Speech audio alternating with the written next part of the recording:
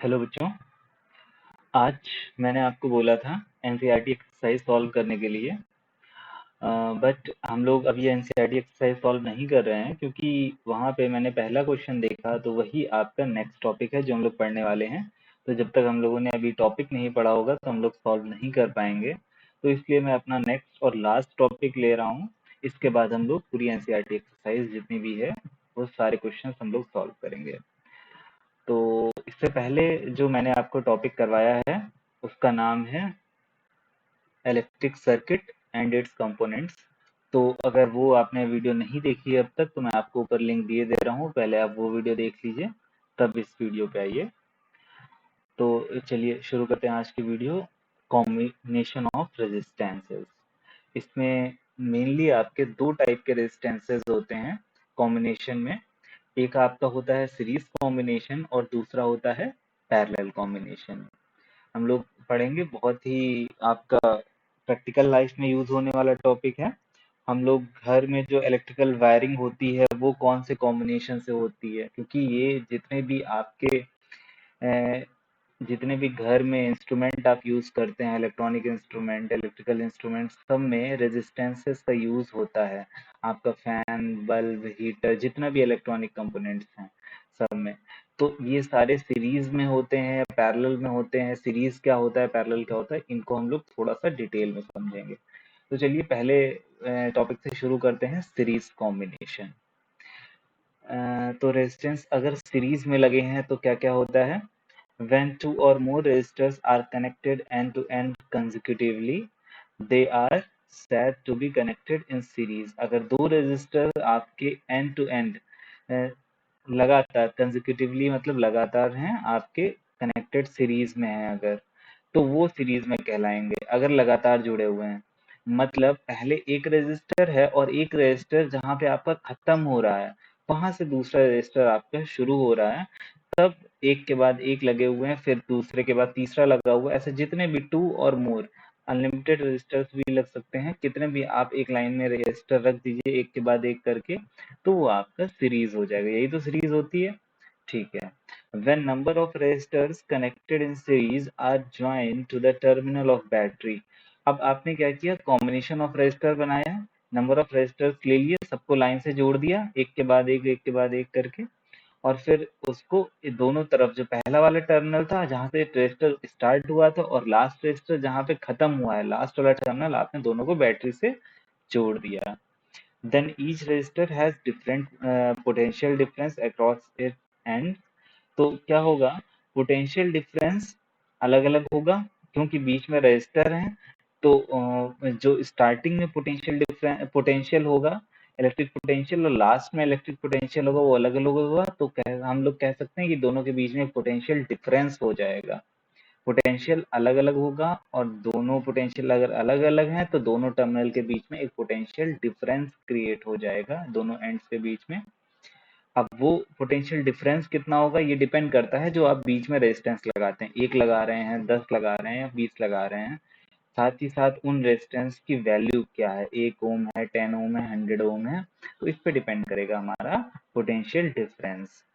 But the total potential difference across all the ends of all the resistors in series is equal।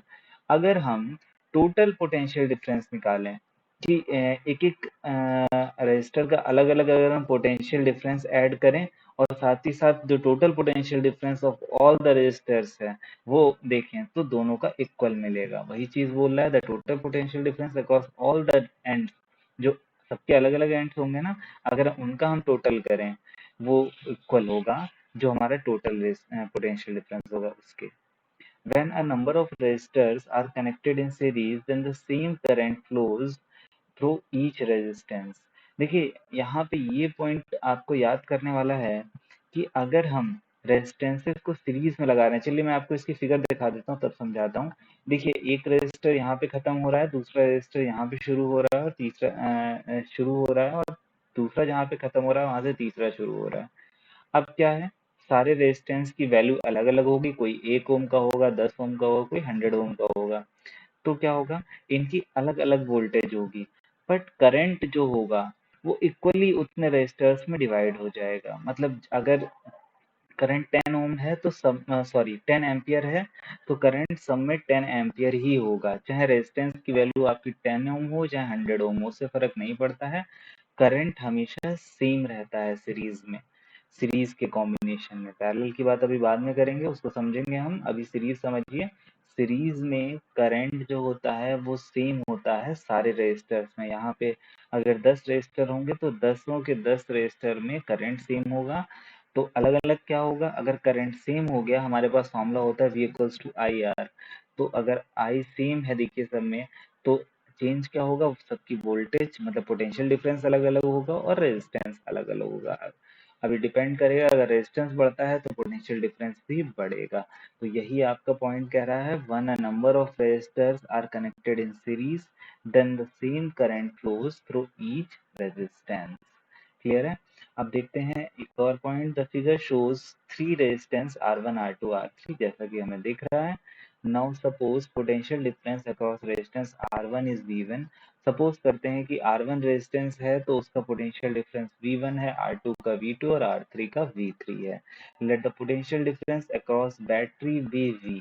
और हमने total potential difference अगर हम देखें तो वो हमें V मिल रहा है, जो बैटरी के अक्रॉस मिल रहा है। तो यहाँ से हम निकाल सकते हैं कंक्लूजन, जो टोटल पोटेंशियल डिफरेंस होगा वो इक्वल होगा V1 V2 और V3 के। यही हमारा सेकेंड पॉइंट था कि but the total potential difference across all the ends of the resistor is of all the resistors in series is equal। तो वही हमने यूज किया है, V equals to V1 plus V2 plus V3। ऐसे आगे चलता चला जाएगा हमारे जितने रेजिस्टर लगे होंगे। और यहाँ पे हम ओम्स लॉ को अप्लाई करें, V equals to IR, तो हम यहाँ पे V की जगह पे V1 पुट किया और V की जगह पे I इंटू R1 पुट किया, V1 की जगह पे V2 की जगह पे I इंटू R2 पुट किया। सिमिलरली ये किया। अब तीनों की हमने तीनों की जगह पे अगर वैल्यू पुट कर दी तो तीनों से हमें यहाँ से I R equals to I common मिल गया। तो हमने आई कॉमन निकाल लिया और यहाँ से ये क्यों किया है हमने, आई कॉमन इसलिए किया है क्योंकि आई से आई कैंसिल हो जाएगा, बचेगा क्या, R equals to R1 plus R2 plus R3। आप कहेंगे सर हम ये क्यों कर रहे हैं, यहाँ पे ओम्स लॉ क्यों अप्लाई किया है हमने इस कंडीशन में। बेटा ओम्स लॉ इसलिए अप्लाई किया है क्योंकि यहाँ से हमें ये फॉर्मूला चाहिए था, R equals to R1 plus R2 plus R3। अब ये क्यों चाहिए था हमें, बेटा ये बहुत ही इंपॉर्टेंट फॉर्मूला है। एक सीरीज का अलग फॉर्मूला होता है और पैरेलल का अलग फॉर्मूला होता है। अभी पैरेलल का भी पढ़ेंगे रेजिस्टेंस। ये क्या होता है कि अगर आपके अनलिमिटेड रेजिस्टेंस लगे हुए हैं, मतलब 2 लगे हुए हैं, 4 लगे हैं या 10 लगे हैं, जितने भी लगे हैं डजेंट मैटर, तो हम उन सबको ऐड करके एक टोटल रेजिस्टेंस निकाल सकते हैं ऑफ आवर सर्किट। हमें पता रहेगा कि हमारे सर्किट में ऑल ओवर मतलब या टोटल कितना रेजिस्टेंस है। तो उस हिसाब से हम वोल्टेज या करंट की सप्लाई कर सकते हैं। जितना भी प्रैक्टिकल यूज है हमारा, वो अगर हम एक बार टोटल रेजिस्टेंस निकाल लेंगे ना तो हमारे लिए बहुत ईजी हो जाता है। तो पढ़ते हैं क्या है, therefore we conclude that the sum of total resistance in a series resistance connection is equal to the sum of all the resistance। बहुत ही सिंपल है। अगर हमें टोटल रेजिस्टेंस निकालना है तो आप कहेंगे ये तो सिंपल है, जैसे अगर कभी भी हम टोटल भी करते थे तो सबको ऐड कर देते टोटल निकल आता था। बेटा लेकिन ये जो है कंडीशन है, R equal to R1 plus R2 plus R3 and so on, ये कंडीशन है आपकी सिर्फ सीरीज में, पैरेलल में ऐसा नहीं होगा। तो ये नहीं है कि वहां पैरेलल में भी आप सबको रेजिस्टेंस को ऐड कर देंगे तो टोटल रेजिस्टेंस निकल आएगा, ऐसा नहीं, ये सिर्फ सीरीज की एक कंडीशन है। चलिए अब पढ़ते हैं पैरेलल की तरफ। तो पैरेलल में क्या क्या कंडीशंस होती हैं, उससे थोड़ा सा अलग होता है। जहां जहां चेंजेस होंगे मैं आपको बताता रहूंगा। व्हेन टू और more resistors are connected between the same points they are said to be connected in parallel। अब यहाँ पे देखिए क्या था सीरीज में हमारे पास, कि जहाँ पे एक खत्म हो रहा था तब दूसरा शुरू हो रहा था। सेम पॉइंट से तो R1 R2 R3 क्या सेम पॉइंट से स्टार्ट थे, नहीं था। तो इसमें कैसे होते हैं कनेक्टेड, इसमें बेटा ऐसे होते हैं कि आपका देखिए एक सिंगल पॉइंट है, यहीं से R1 निकल रहा है, यहीं से R2 निकल रहा है, यहीं से R3 निकल रहा है। क्या R1 खत्म हो रहा है वहां से R2 शुरू हो रहा है, नहीं, R2 भी वहीं से शुरू हो रहा है जहां से R1 हो रहा है, वहीं से R3 भी स्टार्ट हो रहा है। तो हम बोल सकते हैं when two or more resistors are connected between the same points they are said to be connected in parallel। Clear है। आगे बढ़ते हैं, when a number of resistance are connected in parallel then the potential difference across each resistance is same which is equals to the voltage of the battery applied। अब यहाँ पे एक चीज देखिए यहाँ पे आपका, वहां पे V1 V2 V3 थे, यहाँ पे V होगा सिर्फ। क्यों? क्योंकि यहाँ पे पोटेंशियल डिफरेंस आपका सेम है। तो यहाँ पे आपका करंट अलग अलग है, जैसा आपको दिख रहा है I1 I2 I3, वो हम लोग अभी आगे देखते हैं। लेकिन फिलहाल हम लोग वोल्टेज की बात कर रहे हैं, तो वोल्टेज देखते हैं। तो मतलब जितना वोल्टेज हम V अप्लाई कर रहे हैं, वही सब में V जाएगा। V डिवाइड भी नहीं होगा कि 3 रेजिस्टर हैं तो V/3 V/3 V/3 हो गया, ऐसा नहीं होता है। जो पोटेंशियल डिफरेंस टोटल बैटरी के अक्रॉस है ना, वही रेजिस्टेंस के अक्रॉस भी होगा। V यहाँ भी मिलेगा, V यहाँ भी मिलेगा, V यहाँ भी होगा। क्लियर है? आगे देखते हैं। Different amount of current flows through each resistance. अब क्या होगा? अलग अलग रेजिस्टेंस से अलग अलग करंट फ्लो होगा, विच depend on the value of resistance. Value of resistance पे डिपेंड करेगा। अगर आपका रेजिस्टेंस की वैल्यू ज्यादा है तो करंट वहां पे कम रहेगा। क्यों? क्योंकि हम रेजिस्टेंस की डेफिनेशन में आ जाते हैं। रेजिस्टेंस की डेफिनेशन क्या करती है? अपोज करती है करंट के फ्लो को। तो अगर रेजिस्टेंस ज्यादा है तो करंट का फ्लो कम होगा, मतलब करंट की वैल्यू कम होगी। तो यहाँ पे डिपेंड करेगा, पैरेलल में क्या होगा कि करंट अलग अलग होगा और डिपेंड करेगा अकॉर्डिंग टू द रेजिस्टेंस, जो भी वैल्यू ऑफ रेजिस्टेंस होगी उस पे। But the current flowing through each parallel resistance taken together is equal to the current flowing in the circuit. लेकिन ये है कि करंट का कहीं भी लॉस नहीं होगा।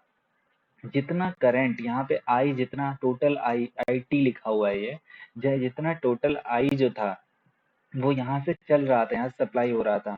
अगर हम सब I1 I2 I3 सबको ऐड कर दें तो क्या हो जाएगा? हमारा टोटल आई ही रहेगा, लॉस नहीं हो रहा है। तो वही चीज यहाँ पे लिखी हुई है। But the current flowing through each parallel resistance taken together, अगर सबको हम साथ में लें, is equal to the current flowing in the circuit as a whole. सबका इक्वल होगा। Thus, when a number of resistors are connected in parallel, then the sum of current flowing through all resistances is equal to the total current flowing in the circuit। ये मैंने आपको पहले ही बता दिया, total current के बराबर होगा। ठीक है, आगे अगला पॉइंट देखते हैं। द फिगर शोज 3 रेजिस्टेंसेस, जो कि मैंने आपको पहले ही समझा दिया, connected in series. Sorry, series गलत लिखा है, यहाँ पे पैरेलल होगा, connected in parallel. Now suppose current की स्पेलिंग गलत है। Across resistance R1 is I1। अब हम सपोज करते हैं कि R1 में I1 जा रहा है, R2 में I3 जा रहा है, एंड सो ऑन। R2 में I2 जा रहा है एंड R3 में I3 जा रहा है, and so on. Let total current in the circuit be I, और टोटल करंट हम कैपिटल I मान लेते हैं। देन I इक्वल्स टू, जैसा कि अभी हम लोगों ने पढ़ा, वहां पे वोल्टेज के लिए था, यहाँ पे करंट के लिए है। तो डिफरेंस याद रखिएगा। हम लोग ये चीज अप्लाई करते हैं पैरेलल में आई का फॉर्मूला, और वी का फॉर्मूला कब यूज करते हैं? V equals to V1 plus V2 plus V3 and so on. कब यूज करते हैं हम? ये यूज करते हैं सीरीज में। Applying Ohm's law, V I equals to V upon R हो जाएगा। V equals to I R होता है ना, तो हम आर को क्या किया? नीचे ले गए वी के, तो आई सिर्फ एक तरफ आई बचा, आई आर था ना यहाँ पे, तो आर को नीचे लिए गए तो सिर्फ आई बचा, I equals to V upon R हो गया। Applying Ohm's law to three resistors separately, we get I1 equals to V upon R1। यहाँ पे देखिए V1 V2 V3 नहीं पुट किया, क्यों? क्योंकि वोल्टेज सब में सेम थी, जितनी हमने अप्लाई करी है, तो वो हो गया। अब क्या किया हमने? I की जगह पे I था ना, यहाँ पे हमने I की जगह पे V अपॉन R पुट कर दिया। I1 की वैल्यू यहाँ से पुट करी, I2 I3 यहाँ से उठा के पुट किया, तो V कॉमन ले लिया। तो यहाँ से हमारे पास V से V कैंसिल हो गया, बचा 1 upon R equals to 1 upon R1 plus 1 upon R2 plus 1 upon R3। तो यहाँ से हम देख रहे हैं कि रेसिप्रोकल आ रहे हैं। सम अगर हम रेसिप्रोकल में करेंगे तभी रेसिप्रोकल का रेजिस्टर आएगा। Therefore, we conclude that the sum of total resistance in a parallel resistance connection is equal to the sum of reciprocal of all the resistances। Clear है? ठीक है, यही चीज मैंने आपको बताई, रेसिप्रोकल होगा। अब एक लास्ट स्लाइड देख लेते हैं सीरीज वर्सेस पैरेलल की। यहाँ पे डिफरेंस है आपका, क्या क्या बोल रहा है, क्राइटेरिया यहाँ पे लेंगे हम। सीरीज की कंडीशन यहाँ होगी, पैरेलल की कंडीशन यहाँ होगी। पहली कंडीशन देखते हैं, अगर हम इक्विवेलेंट रेजिस्टेंस में देखें, दोनों का कंपैरिजन करें, तो इक्विवेलेंट रेजिस्टेंस में क्या क्या होता है? तो क्योंकि वहां पे R equals to R1 plus R2 plus R3 हो रहा था, तो more than the highest resistor. जो भी आपके R1 R2 R3 थे, तीन रेजिस्टर आपने लगाए थे अभी फिगर में, तो तीनों में जो सबसे ज्यादा वाला रेजिस्टर होगा, मान लेते हैं R3 की रेजिस्टेंस सबसे ज्यादा है, सबसे हाई रेजिस्टर R3 है। लेकिन जो टोटल रेजिस्टेंस होगी वो क्या होगी, R3 से ज्यादा ही होगी, क्योंकि उसमें R1 R2 भी तो ऐड होंगे, तो टोटल तो R हमेशा ज्यादा ही होगा R3 से। अगर R3 हमारा सबसे बड़ा है या जो भी सबसे बड़ा है रेजिस्टर सारे में, उस टोटल रेजिस्टेंस हमेशा सबसे ज्यादा ही रहेगा, more than the highest resistor. Equivalent resistance जो है, टोटल रेजिस्टेंस जो होगा। लेकिन इस केस में क्या होगा कि जो भी लोवेस्ट रेजिस्टर होगा, मान लेते हैं आपका जो पैरेलल में कनेक्शन था अभी, उसमें मान लेते हैं R1 का सबसे कम है, तो जो टोटल रेजिस्टेंस हम 1 upon R equals to 1 upon R1 plus 1 upon R2 plus 1 upon R3 अगर करेंगे, तो क्या होगा, 1 अपॉन आर की जो वैल्यू आएगी वो, मतलब आर की जो वैल्यू आएगी वहां से निकल के, वो आपकी कम होगी R1 से भी। तो यहाँ पे पैरेलल के केस में रेजिस्टेंस सबसे कम होता है और सीरीज के केस में रेजिस्टेंस सबसे ज्यादा होता है। ठीक है। Amount of current, current is less as resistance is more, क्योंकि रेजिस्टेंस इसमें ज्यादा होता है तो ओम्स लॉ के अकॉर्डिंग क्या हम बोल सकते हैं कि करंट कम फ्लो होगा। जहां भी रेजिस्टेंस ज्यादा हो गया तो करंट फ्लो को अपोज करेगा, और जहां रेजिस्टेंस कम है वहां करंट ज्यादा होगा। ठीक है। रेजिस्टेंस इज लेस होगा, यहाँ पे थोड़ा सा गलत लिखा होगा, current is more as resistance is less, क्योंकि यहाँ पे लेस है। ठीक है। आगे आते हैं। ये बहुत ही प्रैक्टिकल और इम्पोर्टेंट पॉइंट है जो अब हम लोग पढ़ने जा रहे हैं, थर्ड पॉइंट, कि स्विचिंग ऑन ऑफ और अप्लायंस फेलियर। लगभग सिमिलर है ये दोनों पॉइंट, कोई ज्यादा अंतर नहीं है। देखते हैं, ये कंडीशन मैं आपको प्रैक्टिकली समझा देता हूँ कि अगर सीरीज में रेजिस्टेंसेस लगे हुए हैं, रेजिस्टेंस को हम यहाँ पे अप्लायंस मान लेते हैं। अप्लायंस वही हमारे कोई जो भी इंस्ट्रूमेंट हम यूज कर रहे हैं, जैसे कि अप्लायंस है आपका बल्ब, अप्लायंस है आपका हीटर, अप्लायंस है आपका फ्रिज। अगर तीन चीजें लाइन से आपने एक तार में लगा रखी हैं, कि जहाँ पे आपका मान लीजिए अभी अलग अलग अप्लायंस ना लेके हम सेम अप्लायंस लेते हैं। जैसे आपने एक बल्ब लिया, एक बल्ब के दो तार हैं आपके, आपने एक तार को क्या किया, एक वायर को एक सप्लाई से कनेक्ट किया, और दूसरे वायर को क्या किया, दूसरे बल्ब से कनेक्ट कर दिया। अब दूसरा वाला जो बल्ब था, वो उसका उसका जो सेकंड वाला वायर था वो आपने सप्लाई से वापस कनेक्ट कर दिया। तो यहाँ पे आपका सर्किट कंप्लीट हो गया। अब जब आपने सप्लाई को ऑन किया, इलेक्ट्रिकल सप्लाई को ऑन किया, तो पहले वाले बल्ब में सबसे पहले लाइट जाएगी, वो जलेगा, तो वहां से सर्किट कंप्लीट होगा, और फिर दूसरे बल्ब में लाइट जाएगी, और फिर सर्किट कंप्लीट होके फिर आपका दोनों बल्ब जल जाएंगे। तो इस तरीके से काम करेगा। लेकिन अगर आप बल्ब, पहले वाले बल्ब को ऑफ कर देते हैं, तो सर्किट ओपन हो जाएगा, सर्किट ओपन हो गया तो वहां पे डिस्कनेक्ट हो गया। अब सेकंड वाले में क्या लाइट जाएगी, नहीं जाएगी।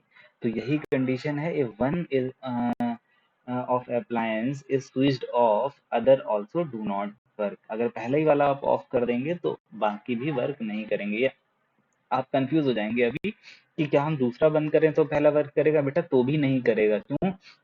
क्योंकि जब ने आपने दूसरे वाले को ऑफ कर दिया तब भी सर्किट तो बेटा ओपन हो गया ना। क्लोज सर्किट में करंट फ्लो करता है, ओपन सर्किट हो गया मतलब सर्किट कंप्लीट नहीं है। अगर सर्किट कंप्लीट नहीं है, तार जुड़े हुए नहीं है, तो कैसे करंट फ्लो कर जाएगा? चाहे आप तार पहले तोड़ दीजिए चाहे बाद में तोड़ दीजिए, कहीं भी आपने तार का अगर डिस्कनेक्ट किया तो आपका करंट फ्लो नहीं करेगा। और इसमें क्या होता है, पैरेलल में सब एक ही स्विच से जुड़े हुए होते हैं। तो अगर एक ही स्विच से आपने फैन भी चला रखा है, बल्ब भी ऑन कर रखा है, सब अलग अलग कर रखे हैं, तो अगर एक कोई आप मतलब सबके अलग अलग अगर स्विच हैं, तो आप कोई एक बंद भी कर देते हैं तो भी अगला चलता रहेगा, क्योंकि पैरेलल में है ये। तो दूसरे में तो सप्लाई जाती रहेगी ना, अगर एक डिस्कनेक्ट भी हो गया तो। ठीक है। अप्लायंस फेलियर, फेलियर भी बेटा सिमिलर है इसी की, जैसा मैंने आपको बताया अभी कि यहाँ पे आप डिस्कनेक्ट कर रहे हैं, ये फेलियर में भी ऑटोमेटिक डिस्कनेक्ट हो जाता है, स्टॉप वर्किंग हो जाता है ना, सर्किट कंप्लीट नहीं होता है, और वही सेम कंडीशन फॉलो होती है। यहाँ पे भी अगर एक अप्लायंस आपका फेलियर होता है तो कोई भी अदर भी अप्लायंस अगर वो सही भी है तो भी वर्क नहीं करेंगे, क्योंकि उनमें सप्लाई नहीं पहुंचेगी। और यहाँ पे अगर एक खराब भी हो जाता है अप्लायंस हमारे पास, तो तब भी अदर चलते रहेंगे, काम इंडिपेंडेंटली कर, सारे इंडिपेंडेंटली काम करते रहेंगे। लास्ट पोटेंशियल डिफरेंस की अगर हम बात करें तो each appliance receive maximum potential difference, यहाँ पे मैक्सिमम पोटेंशियल डिफरेंस मिलता है, और यहाँ पे पोटेंशियल डिफरेंस सबको कम से कम मिलता है। Potential difference is divided, so each appliance receives less potential difference. तो यहाँ पे हो गया आपका चैप्टर कंप्लीट। अब नेक्स्ट में हम लोग एनसीईआरटी एक्सरसाइज सॉल्व करेंगे, क्योंकि हम पूरा चैप्टर पढ़ चुके हैं, हमें हर एक पॉइंट बहुत अच्छे से क्लियर है। आपको अगर कोई भी पॉइंट अभी तक नहीं क्लियर है तो आप नीचे कमेंट में मुझसे पूछ लीजिएगा। मैं नेक्स्ट न्यूमेरिकल का लिंक आपको ऊपर दिए दे रहा हूँ, आप देख लीजिए। फिर नेक्स्ट वीडियो न्यूमेरिकल में मिलते हैं, तब तक के लिए बच्चों थैंक यू।